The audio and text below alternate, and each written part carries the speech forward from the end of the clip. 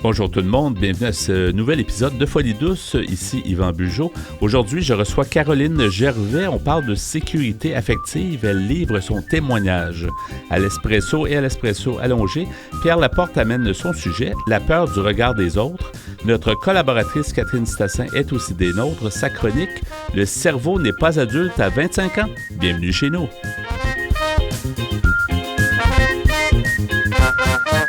Nous sommes Folie douce. Nous donnons la parole à ceux qui n'arrivent pas toujours à se faire entendre. J'accueille en studio notre invitée Caroline Gervais. Bonjour Caroline. Bonjour Yvan. Bonjour, bienvenue à l'émission. Merci beaucoup. On est content que tu sois là. Tu nous as contactés, puis je trouve ça intéressant. Ce que tu fais, en fait, tu vas nous parler un peu de ton parcours de vie en santé mentale, mais c'est une histoire assez intéressante qui n'a pas toujours été facile. Tu as vécu l'abandon, l'insécurité affective depuis longtemps. Il y a eu un manque au niveau des besoins affectifs comme personne. Tout le monde a des besoins affectifs, il faut qu'ils soient comblés. Peux-tu nous présenter un peu plus qui tu es? Puis on va évidemment échanger là-dessus, puis aussi donner espoir. Je pense que c'était un peu ça l'idée de se rencontrer là, pour donner espoir aux gens qui nous écoutent. Ben oui, effectivement, Yvan, ça me fait plaisir d'être ici. Merci de me permettre de venir parler de mon parcours. Puis oui, c'est ça, les gens qui se auto-stigmatisent, encore beaucoup de stigmatisation. Puis ça l'encourage l'auto-stigmatisation. Ouais. Puis les gens, dans le fond, ils s'isolent, ils peuvent s'isoler avec ça. Donc, moi, je parle de mon parcours. C'est mon objectif principal, c'est d'aider ceux qui sont encore dans l'isolement à sortir puis parler pour entamer le chemin du rétablissement. Oui, parce que ça n'a pas toujours été facile, comme on disait. Je pense que tu as eu une période assez difficile, spécialement entre 20 ans et 30 quelques années. Là. Tu l'as pas eu facile, comme on dit? Ben non, c'est ça. Dans le fond, de 20 ans à 30 ans, j'ai vécu 7 hospitalisations. Puis là, ça fait 15 ans que je suis rétablie puis j'ai pas vécu d'hospitalisation. 7 hospitalisations en santé mentale, là? Oui, en santé mentale. Pour des longues périodes? Ou à chaque fois, c'était un 2 semaines à peu près. OK, quand même. 2-3 semaines maximum. Puis après ça, je retournais... Tu retournais un peu à la vie normale, mais ça s'est revenu quand même plusieurs fois là, en 10 ans. C'est presque à chaque année, là, si on fait la moyenne, là, ou à peu près. Là. Ben oui, c'est ça. C'était presque à chaque année. Tu sais, j'avais toujours le même fonctionnement qui faisait que quand j'avais mon hospitalisation, après, je voulais avoir une vie normale. Ouais. Je retournais travailler 40 heures. J'acceptais difficilement que j'avais besoin d'aide. Okay. Donc, c'est ce qui m'amenait à chaque fois à l'hôpital parce que j'avais besoin de me reposer, puis je m'activais, puis tout ça. Ça allait pas, là? Tu te sentais pas bien, j'imagine. Est-ce que tu as eu des diagnostics? Est-ce que ça a évolué? Parce que souvent, ça nous permet de mieux se connaître, les diagnostics. Là. On peut au moins partir de là puis dire comment je peux faire pour améliorer ma situation si on connaît quelle est notre situation, là. Oui, ben c'est ça. J'ai eu, dès la première hospitalisation, assez rapidement, j'ai eu des diagnostics. Puis, tu sais, tu parles de diagnostics, puis je m'attribue pas de diagnostic maintenant. Je me vois plus avec des diagnostics. Mais, tu sais, pour en parler, j'en parle pour que d'autres puissent s'identifier puis dire, OK, moi aussi, je porte ça comme diagnostic, puis je peux faire quelque chose. J'ai reçu un diagnostic de bipolarité. J'ai reçu aussi un diagnostic de trouble de personnalité limite. Puis, par la suite, ça s'est transformé. Il y a un moment donné, c'est ça, j'étais de 20 ans à 30 ans, j'ai vécu cette hospitalisation. Puis après, avec le travail que j'ai fait sur moi, ça fait 15 ans que j'ai pas eu d'hospitalisation. C'est encourageant, ça peut se faire, mais j'imagine que tu as toujours eu la volonté en dedans de toi de dire, écoute, je me sens pas bien, puis pourquoi je me sens pas bien, puis il n'est pas question que je me sente pas bien toujours, tu sais. J'imagine que tu devais être tanné, là, à un certain moment, tu as dû dire que je fasse quelque chose pour être mieux, là. Ben oui, ben c'est ça. Le fait de sortir de mon isolement puis d'aller parler de mon vécu, qu'est-ce qui m'a fait vraiment du bien dans le processus de rétablissement, c'est d'identifier mon vécu souffrant puis d'en parler à des personnes de confiance. Comme de nommer le vécu souffrant, c'est quoi que ça veut dire concrètement? C'est les émotions souffrantes. De nommer qu'est-ce que je porte, comme là, j'ai de la peine. Aussi simple que ça. Oui, reconnaître. Là, reconnaître son émotion. Oui, l'émotion qui est là. Ouais. Là, il y a de la peine. Là, tu as de la peine. Ou j'ai de la peine. Là, pourquoi? C'est la prochaine question, c'est pourquoi, puis comment je peux faire pour moins en avoir, ou la prochaine fois, ou en tout cas cette fois-ci, c'est un peu ça aussi. Là. Ben oui, c'est ça, que de nommer tout ça, ça permet de recevoir du soutien. Ouais. Là où j'ai pas reçu quand j'étais plus comme enfant. Donc, je porte une blessure d'abandon et d'insécurité affective qui s'est créée durant la petite enfance. Dirais-tu que c'est ça qui a causé tes problèmes?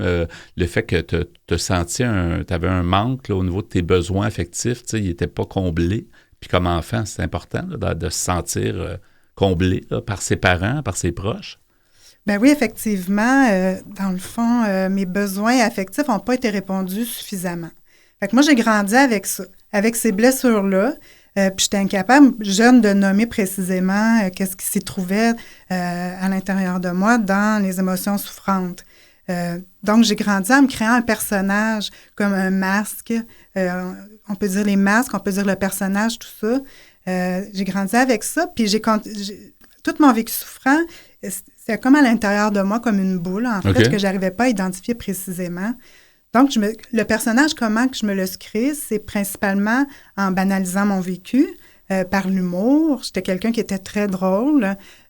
Aussi par des auto-exigences de performance élevée. Ça, je m'en demandais beaucoup pour recevoir de la reconnaissance, tu sais. Puis aussi, j'ai banalisé par le positivisme. Tout allait bien. J'avais 2 semaines en psychiatrie de fête, là, mais tout allait bien. Puis j'avais de la difficulté à nommer précisément toutes ces émotions-là. Ouais. Fait que ce qui fait que de 20 ans à 30 ans, j'ai grandi avec ça. Puis, à un moment donné, c'est comme toute la partie du vécu commençait à avoir besoin d'être entendue. Fait que toute cette partie-là prenait de plus en plus de place.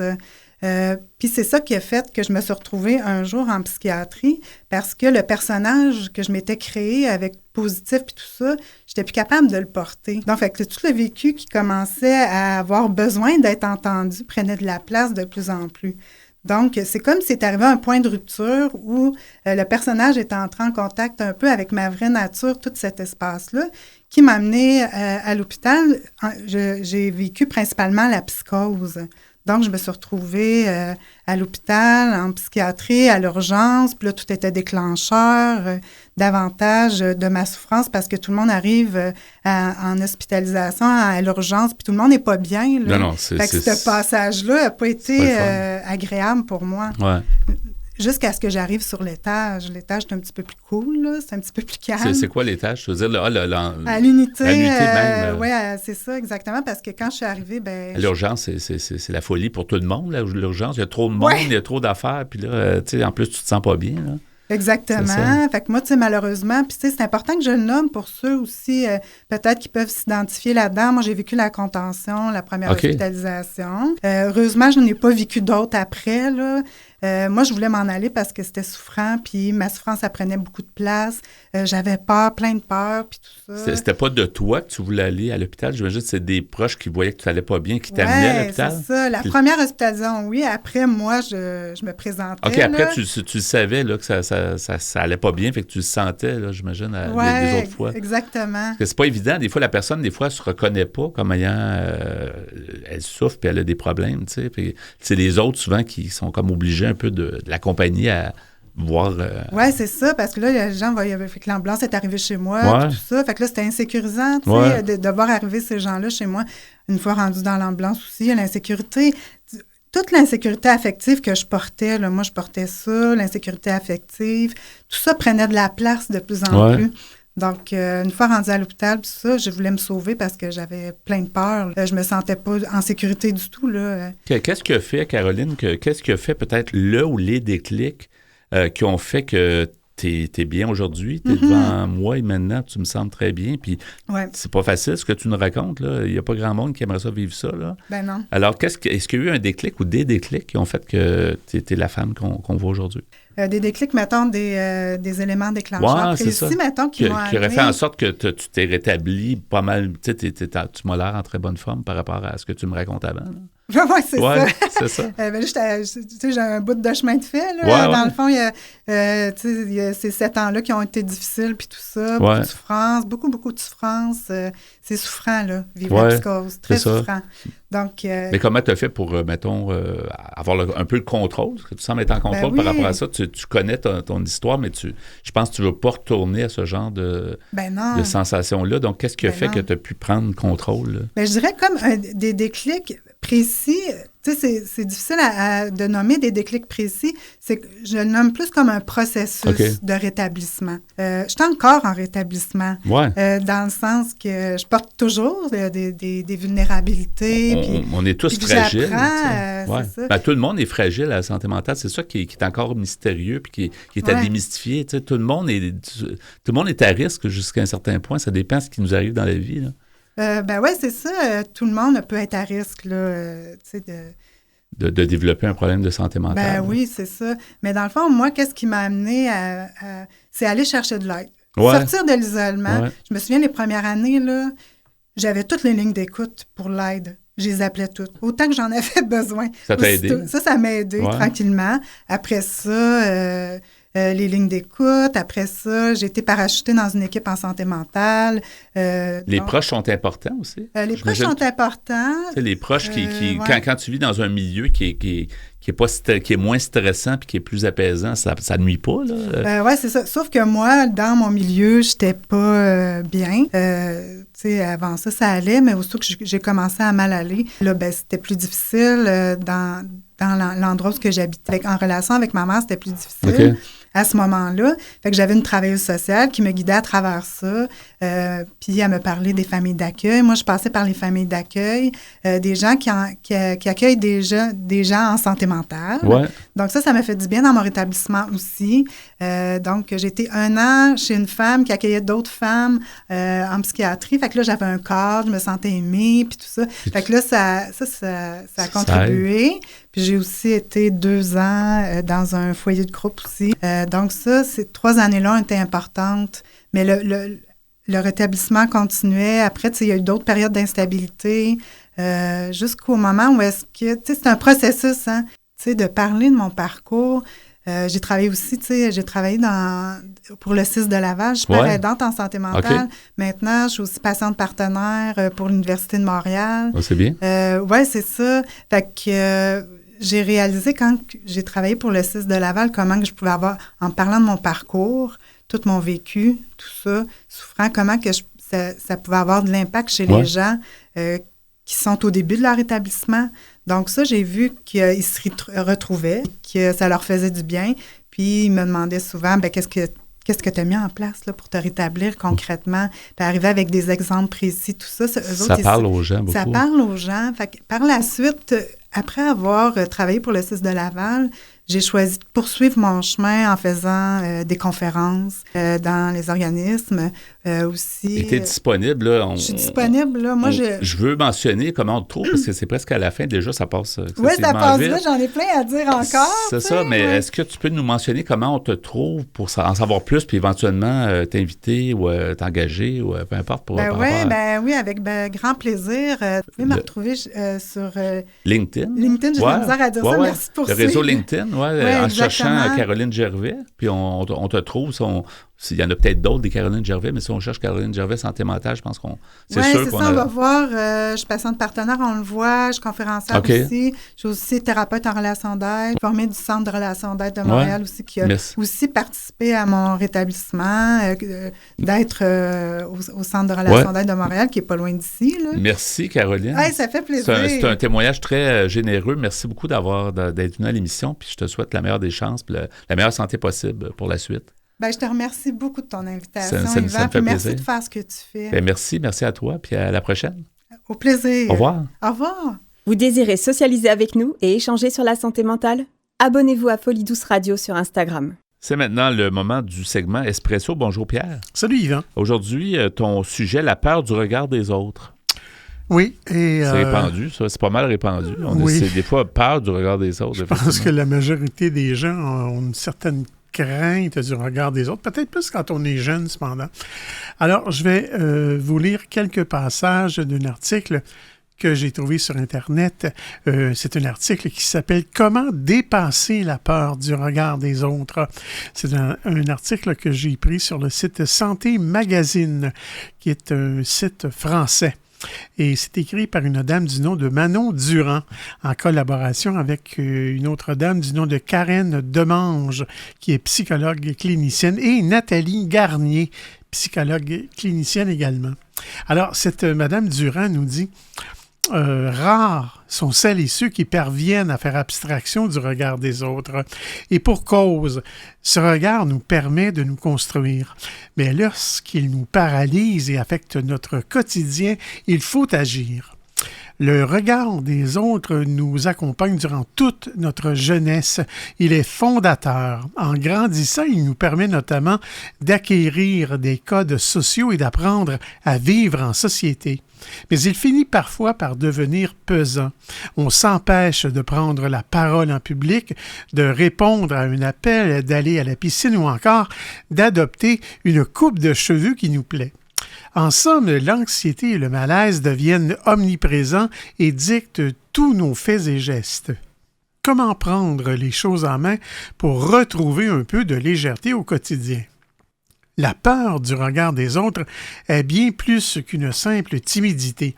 Elle relève davantage d'une anxiété sociale et peut paralyser notre vie personnelle ou professionnelle. Les personnes concernées peuvent se sentir embarrassées et craindre de paraître stupides ou incompétentes en public. Leur nervosité et leur malaise grandissent dès lors qu'ils sont susceptibles d'être évalués ou jugés par autrui. Plusieurs cas d'espèce sont susceptibles de déclencher ce sentiment. Par exemple, s'exprimer devant un groupe de personnes, faire un discours à un mariage ou une présentation au travail, etc. Ça serait difficile de faire de la radio pour ces gens-là, peut-être. Peut-être, hein? Ouais, c'est ça. Un autre cas serait de rencontrer de nouvelles personnes dont on ne connaît pas la façon de penser ou de réagir. Aussi, devoir prendre des initiatives en public et risquer de faire preuve de maladresse, ou encore être au centre de l'attention à l'occasion d'un événement quelconque, ou finalement utiliser les réseaux sociaux et risquer d'être moqué ou critiqué. Les fameux réseaux sociaux. Ça arrive souvent, d'ailleurs. Il y a des gens même qui en font presque une maladie, qui parlent de sommeil. Là. C'est grave. Là. Des fois, quand les gens se mettent tous ensemble contre quelqu'un, là, contre des propos, ça peut devenir très lourd. Très lourd à vivre, oui. Alors, quelles conséquences au quotidien, nous dit Manon Durand? Elle nous dit la peur du regard des autres peut induire une simple gêne ou une véritable crise d'anxiété. Selon le degré de stress, une série de symptômes physiques peuvent saisir les personnes concernées. Une sensation de gorge nouée, des tremblements, des sueurs, des rougeurs, des nausées, une augmentation du rythme cardiaque, des difficultés respiratoires, voire une sensation d'oppression thoracique. Ça, c'est des douleurs à la cage thoracique. Dans certains cas, l'anxiété est telle qu'elle peut conduire à une perte de connaissance, sans compter l'impact psychosomatique du stress. On ne dort plus, on souffre de douleurs chroniques, etc. Madame Durand nous dit nos qualités de vie se dégradent et notre corps finit par être le réceptacle de mots que l'on ne sait pas mettre justement en mots M-O-T-S. Madame Nathalie Garnier nous dit le sentiment d'angoisse nous hante en permanence et on finit par se replier sur soi-même pour se défendre de toute interaction embarrassante. On parle de phobie même lorsque le stress et l'anxiété liés aux interactions sociales ne sont plus du tout contrôlables et mènent à des stratégies d'évitement au quotidien. On distingue notamment la scopophobie, soit la peur d'attirer l'attention sur soi en public et d'être jugé, et la blémophobie, la peur du regard d'autrui porté sur notre corps. Toutes deux entraînent une importante gêne sociale et une difficulté à interagir avec autrui. Madame Nathalie Garnier nous dit « La sensibilité au regard des autres peut être influencée par de nombreux facteurs environnementaux et personnels, soit le regard du père, de la mère, des camarades d'école, etc. » En tant qu'animaux sociaux que nous sommes, nous avons tous besoin d'appartenir à un groupe et d'être acceptés par les autres. La crainte d'être jugé négativement, rejeté et exclu socialement est donc tout à fait naturelle. Madame Karen Demange nous dit « Certaines expériences passées de critiques, de moqueries ou de rejet peuvent d'ailleurs nous laisser des cicatrices émotionnelles et accroître notre sensibilité au regard des autres. » Maintenant, de nombreux facteurs individuels entrent aussi en compte. Il y en a 5 ici. Premièrement, la confiance en soi et l'estime de soi. Une faible estime de soi ou un sentiment d'infériorité peuvent en effet rendre une personne plus sensible au regard des autres, car elle accorde plus de valeur au regard externe qu'à son propre regard. Mais je vais m'arrêter ici, Yvan, pour le moment. Oui, et poursuivre plus tard à l'émission le même sujet. Merci, Pierre.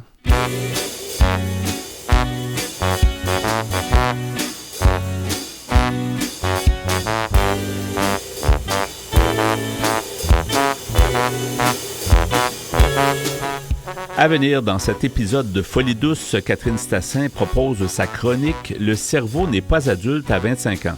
À l'Espresso allongé, Pierre Laporte continue avec son sujet « La peur du regard des autres ».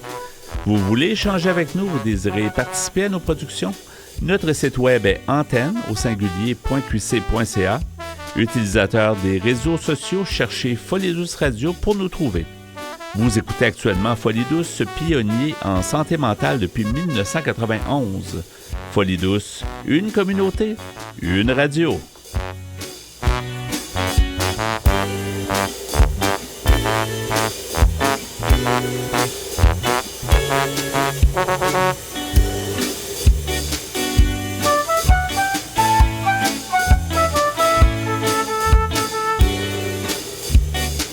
La bonne santé mentale touche à tous les aspects de notre vie. Donnons maintenant la parole à nos chroniqueurs. Nous voici maintenant rendus à la chronique de Catherine. Bonjour Catherine Stassin. Bonjour. Bonjour. Alors aujourd'hui, ton sujet, le cerveau n'est pas adulte à 25 ans. Tu nous en apprends, là? Il l'est pas. C'est ça, on nous a toujours dit ça. Hein? Oui. Ouais. On nous a dit genre 20 ans, 21 ans, ben peut-être ça 25 ans dans certains cas. Là, que ça... C'est ce qu'on dit dans les 25 dernières années, c'est ce qu'on a dit. Et tout ça, c'est dû au fait à une recherche qui a donné des résultats et tout le monde a formulé et vulgarisé le sujet. Et en fait, cette recherche, les candidats s'arrêtaient à 25 ans. Donc, c'est sûr qu'on a arrêté. On fait pas les plus voilà, loin. et ça s'est répandu en disant, voilà, le fameux lobe frontal dont on parle souvent va se développer jusqu'à 25 ans. Mais maintenant, il y a une nouvelle étude qui est sortie dans Nature et on voit que c'est pas le cas, en fait. Le cerveau, et heureusement, youpi, continue à se développer par après. Et on voit aussi, surtout, ça on savait deviner un petit peu avant, c'est qu'il va se développer de l'arrière vers l'avant du cerveau. Donc, à l'arrière, il y a des mouvements plus primitifs, on appelle ça des mouvements musculaires primitifs, donc qui sont totalement développés, on peut dire à cet âge-là, mais plus on va vers l'avant, plus ça prend du temps à développer.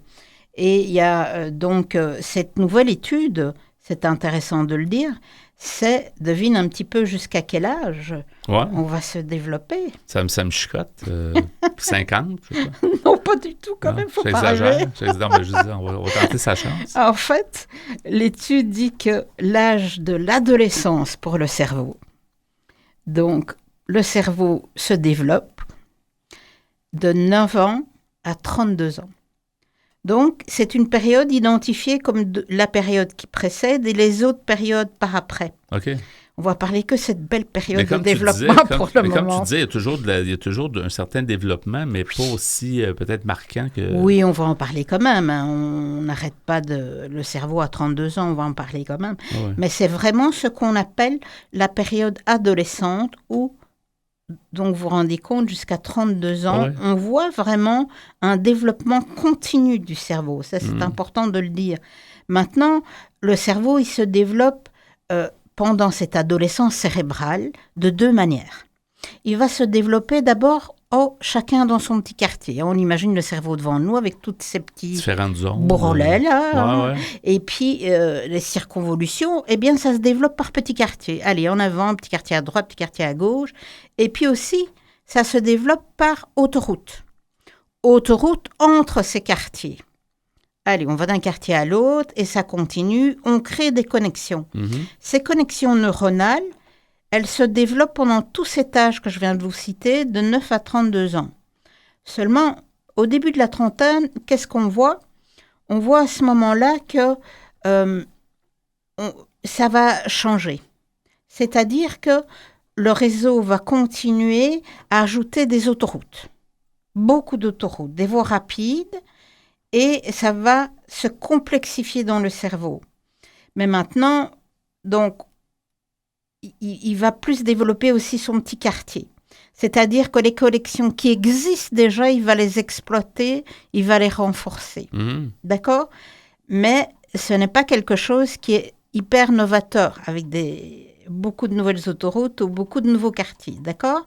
Donc, c'est un véritable tournant. Ils ont remarqué que c'était à 32 ans qu'il y avait ce tournant, où ça change de direction. Et qu'est-ce qu'il va faire ? Il va arrêter de donner priorité aux autoroutes. Comme j'ai dit, il va revenir dans son petit quartier où il avait déjà développé des petites routes dans le quartier. On voit ça, des petites routes de quartier, on fait des petits chemins, des petites ruelles, etc. Des routes secondaires. Voilà. Donc, et là, il renforce et il verrouille. Il verrouille des petites voies dans ces petits quartiers. Bon, attention, ça ne veut pas dire maintenant qu'on ne peut pas... on le voit tous les jours, on reçoit il y a des études tous les jours qui disent oui, mais un accidenté de la route, il a réussi avec beaucoup d'exercices à retrouver le langage et à réétudier le langage. Ouais. Donc oui, le cerveau ici, il est neuroplastique comme on dit, c'est-à-dire qu'il a une certaine plasticité et on peut continuer à développer des ancrages et des petits réseaux. On peut l'influencer. Des connexions neuronales. On peut l'aider. Oui, tout à fait. Ouais. Mais ça demande beaucoup plus d'efforts qu'à cet âge-là où ça pousse dans tous les sens, les autoroutes et les quartiers. Ouais. Donc, c'est un âge idéal pour apprendre un tas de choses, de 9 ans à 32 ans, parce qu'il y a une facilité plastique à le faire. D'accord ? Après, il y a moins de facilité, mais il y a des possibilités. On ne s'arrête pas de vivre à 32 ans, d'accord ? Mais alors, qu'est-ce qu'on peut dire ici ? C'est qu'on peut continuer à développer notre neuroplasticité quand même. On l'a vu beaucoup, on a vu une chronique avec la musique et que la musique aidait à créer des connexions. Je parle des langues.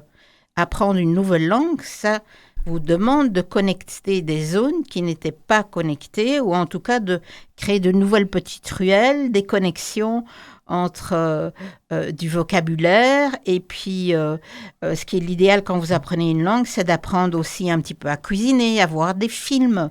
Donc votre cerveau est alimenté de différentes façons sur du vocabulaire, sur des expériences linguistiques et sur une culture. Donc, ça va développer différentes zones, ça va les tenir bien actives. Qu'est-ce qu'il y a d'autre aussi ? C'est pas pour tout le monde, mais on appelle ça les exercices d'aérobie intense. C'est quoi un exercice d'aérobie ? Le terme le dit. Pour le cerveau, spécialement. Pour le cerveau. Ouais. Pour continuer à ce que les connexions neuronales se fassent entre quartier, autoroute, quartier et que vous entreteniez ces autoroutes, eh bien, là, ça va être des sports comme la marche rapide, le vélo, la course. Donc, tout ce qui est un petit peu cardio, l'endurance, ça va améliorer votre santé cardiovasculaire et ça va faire, étonnamment, donc le sang va devoir un petit peu, votre cœur va battre la chamade et il y aura une alimentation pulsée, c'est ça, au cerveau. Avec tout le reste. Voilà, donc on parle d'apprentissage de nouvelles langues, d'aérobie et des loisirs sur le plan cognitif. Je ne sais pas si toi tu as un loisir, Yvan, les échecs ou le jeu de dames, qu'est-ce qu'il y a d'autre comme ça, le jeu de sudoku ? Non. Les mots croisés, non, t'aimes pas ça non plus. Il y a ça sur les applis téléphoniques. Ouais. On peut faire du Scrabble. Ouais, c'est des ça. choses Scrabble comme ça. Aussi, ouais. On peut jouer d'autres jeux sympathiques. Je ne connais pas. Moi, c'est ceux-là que je connais, c'est à ceux-là que je joue. Mais tout ce qui demande un peu de réflexion. C'est ça. Donc, ils vous demandent de réfléchir un minimum. Ouais. On ne vous demande pas d'écrire une thèse, mais on vous demande aussi, ce qui est important ici, c'est de vous amuser. Hein. Si vous le faites comme une corvée, ça ne va pas être rigolo et puis ça va être contre-productif. D'accord ? La même chose dans le sport. Ils disent souvent qu'on doit faire des choses qui nous plaisent. Ah oui, j'espère, mon Dieu, parce que si vous courez sans plaisir... C'est ça qui va faire qu'on va le refaire, parce que si on le fait juste pour le bienfait physique là, que ça donne... On va traîner la patte. On va finir par abandonner. Là. Oui, c'est ça que... Moi, c'est pas trop mon truc, je dois avouer, les exercices d'aérobie, comme on dit, mais par exemple, on peut même faire quelque chose qui demande l'endurance, la natation. Oui. Ça n'a pas l'air comme ça. Mais comme tu disais, la marche aussi, tu peux marcher à un rythme rapide. Vous marchez un bloc lentement et un bloc de rue rapide.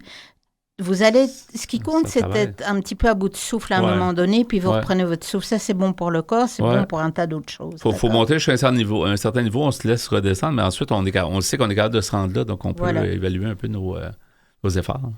Et puis, il y a des gens qui font de la calligraphie aussi. Ça vous demande de réfléchir un minimum et de retenir ce que vous allez écrire. Je vais faire un choix de peinture. Des éléments, ce n'est pas uniquement les échecs. Je veux dire, si vous avez un loisir comme l'aquarelle ou j'essaie de trouver autre chose qui soit moins habituel. Enfin, voilà. Donc, vous avez le tricot, par exemple, vous devez réfléchir, point à l'envers, à l'endroit, calculer les lignes et en avant. Oui, c'est sûr. Et, oui, c'est un loisir, entre guillemets, mais ça reste quand même quelque chose qui demande un peu d'attention. Oui, bon, si vous faites un modèle, un minimum construit comme un pull un peu compliqué ou même un bonnet, il faut quand même réfléchir un minimum pour pas que ça ait l'air d'un carré. Ah oui, c'est ça, que ça soit beau à la fin. C'est ça quand même. Je ne parle pas de juste tricoter l'écharpe devant la télé. Ça, je ne crois pas qu'on réfléchit beaucoup. Ouais. Alors, maintenant, il faut dire ce qui va nuire à cette neuroplasticité, ce qui va nuire au développement et à l'entretien des autoroutes. On veut les garder en bon état, bien lisses, n'est-ce pas? Pas comme nos routes. Oui, pas comme nos routes ici. Et pas comme les routes au Québec. Il faut que celles de notre cerveau soient bien entretenues. Elles vont être belles, je suis sûre. Oui, il faut.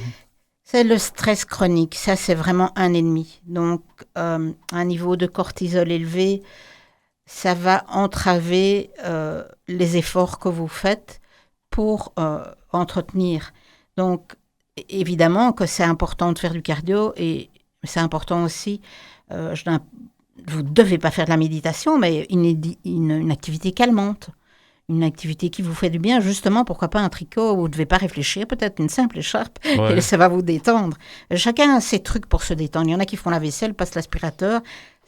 Ça permet d'évacuer le stress de la journée. Il y en a pour qui ça les stresse, puis il y en a d'autres pour qui ça les détend. Faire la vaisselle, c'est ça, le repassage ou des trucs comme ça. Ça dépend quoi. Il y en a que ça détend. Ouais. Chacun son truc. Ouais.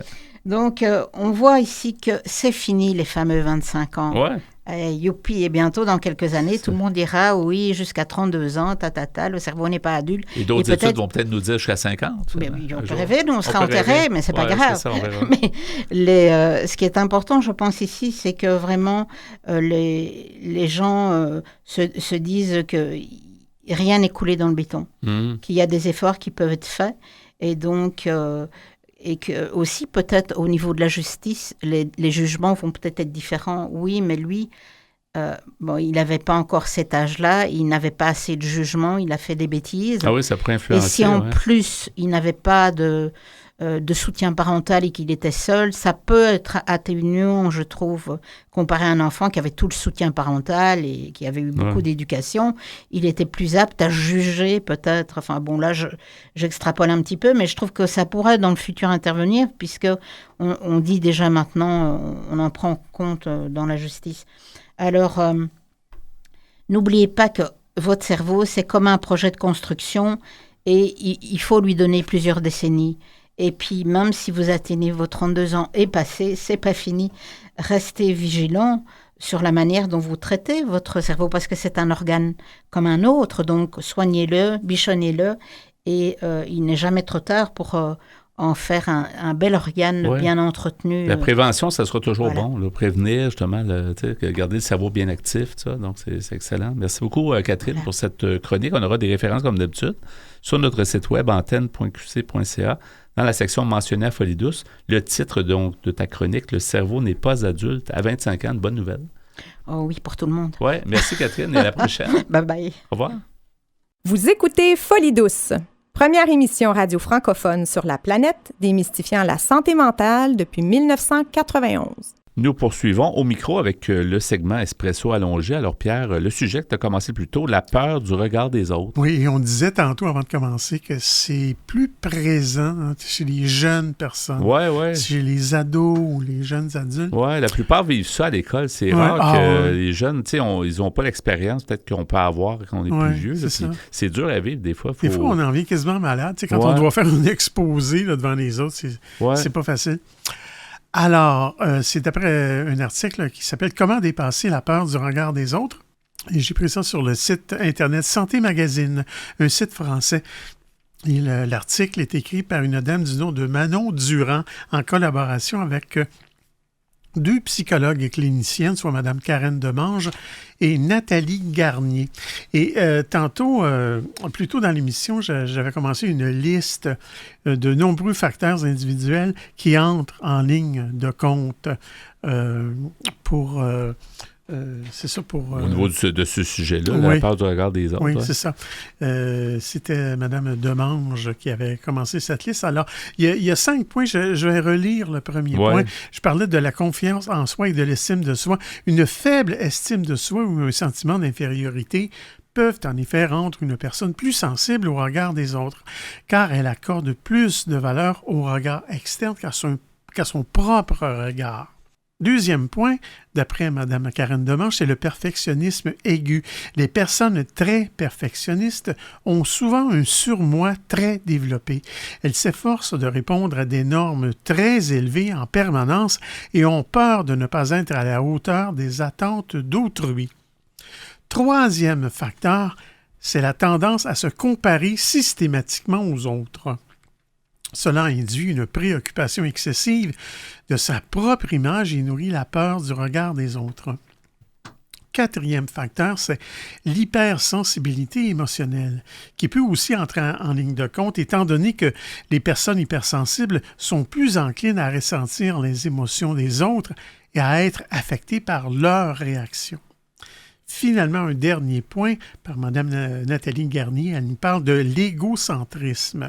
C'est lorsqu'on est trop centré sur soi, on pense que tous les regards sont tournés vers soi alors que ce n'est pas forcément le cas. On se met la pression sans raison apparente. Mais quoi qu'il en soit, il faut se rappeler que la sensibilité au regard des autres est une réaction tout à fait normale et courante.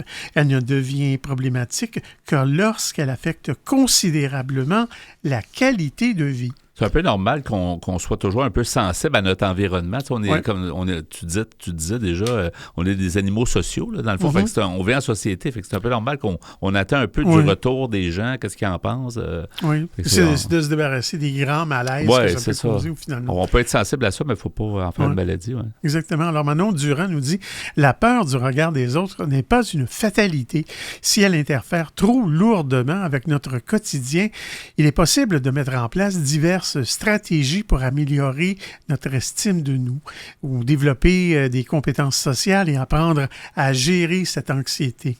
Comme le souligne Karen Demange, l'impact du regard des autres sur notre personne dépend du regard que l'on porte sur nous-mêmes. Si on se sent moche et inintéressant, on risque d'envoyer des signaux en ce sens à notre insu, ce qui ajoute ce qu'on peut aussi projeter sur les autres ce que l'on pense de nous-mêmes.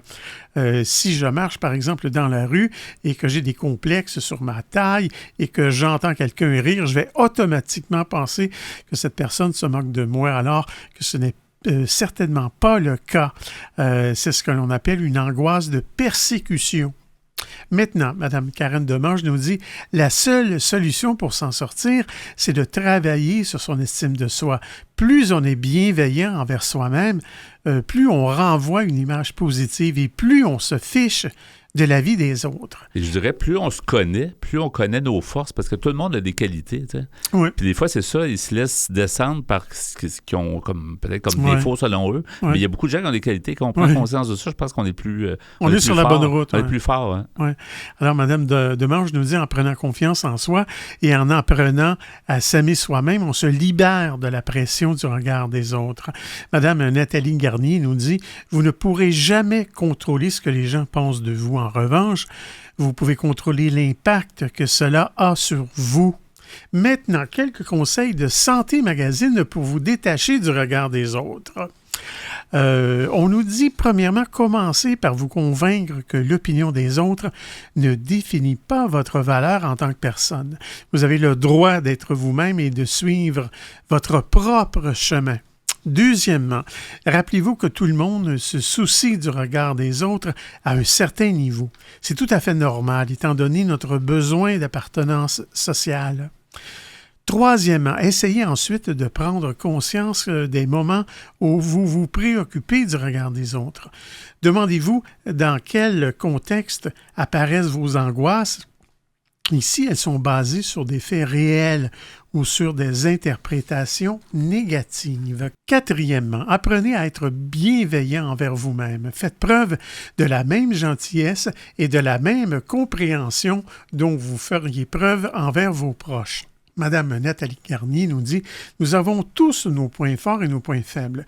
Personne n'est parfait et cela ne sert à rien de prétendre le contraire en se vertuant à paraître sous son meilleur jour en permanence. » Cinquièmement, évitez de vous comparer aux autres. Identifiez vos propres forces. Mais je dois m'arrêter ici. Oui, on mentionnera le lien dans notre site web antenne.qc.ca dans la section mentionnée à Folie douce. Merci Pierre pour ce sujet, la peur du regard des autres. Vous souhaitez écouter l'émission Folie douce au moment qui vous convient le mieux? Branchez-vous sur notre site web pour accéder à notre canal radio sur YouTube. Antenne.qc.ca, antenne.qc.ca. Avant de terminer cet épisode de Folie douce, Pierre, je tiens à te remercier pour ton travail en régie comme à chaque semaine. Ah ben, bienvenue, mon cher. Et merci aussi d'avoir apporté ton sujet, la peur du regard des autres, que tu as livré à l'Espresso et à l'Espresso allongé. Merci pour ça. Notre invitée en début d'émission était Caroline Gervais. Elle a parlé de sécurité affective. Elle a livré un témoignage à ce sujet-là. C'était très intéressant de l'écouter. Puis surtout, ça donne espoir. Tout est possible. Quand on vit des difficultés, on peut s'en sortir. Puis c'est ça que Caroline nous a prouvé avec son témoignage. Notre collaboratrice Catherine Stassin était aussi des nôtres. Son sujet, le cerveau n'est pas adulte à 25 ans. C'était donc Folie douce cette semaine. C'est Yvan Bugeaud à l'animation. Bonne semaine à tous et à la prochaine. Au revoir.